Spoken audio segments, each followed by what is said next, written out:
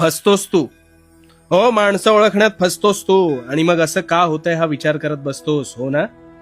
चल, आज माणसांच्या आतला माणूस कसा ओळखायचा ते सांगतो. शेवटपर्यंत शांतपणे ऐक. तुझ्या जीवनशैलीत नक्कीच उपयोगी पडेल तुला. तुला माहितीये का मधुमेह कधी होतो? साखर अथवा गोड अधिक खाल्ल्याने, हो ना? पण तुला गोड खाणं कुठे बंद करता येतंय? तुला तर ते अधिक प्रिय आहे. आता हे मी का सांगतोय असं वाटतंय ना तुला? तर आता ऐक. ह्या साखरेसारखी जी माणसं अधिक गोड असतात ना, ती तुला अधिक प्रिय वाटतात, पण नकळत तीच घात करतात तुझा. कारण साखरेप्रमाणे गोडवा म्हणून तू त्यांना अधिक जवळ करतोस आणि इथेच तू चुकतोस. माणूस हा स्पष्ट बोलणारा असावा, उगाच आडेवेडे घेऊन बोलणारा नसावा.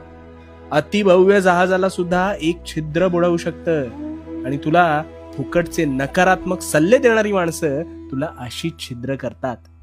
पण तू काय? तू ते आत्मग्रहण करतोस आणि स्वतःचा आत्मविश्वास कमी करून स्वतःलाच कमी लेखतोस. अरे, जहाज निर्जीव असल्याने छिद्राकडे दुर्लक्ष करण्याची त्याकडे क्षमताच नव्हती.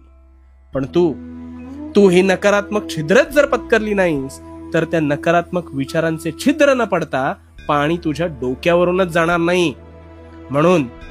म्हणून सांगतो, जी माणसं अति गोड असतात, जी माणसं तोंडावर एक मागे एक वागतात, जी माणसं नजरेला नजर टाळतात, जी माणसं खोटं बोलून सत्य नाकारतात, जी माणसं विश्वासघात करतात, जी माणसं वाक्य फिरवतात, अशा केसाने गळा कापणाऱ्या माणसातील जनावर असणाऱ्या लोकांपासून स्वतःला दूर ठेव.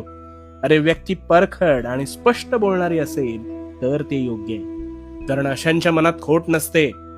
त्यामुळे आता यापुढे माणसं ओळखायला शिक, भलं होईल तुझं. आणि हो, भिवू नकोस, कारण मी तुझ्या पाठीशी आहे. भिवू नकोस, मी तुझ्या पाठीशी आहे.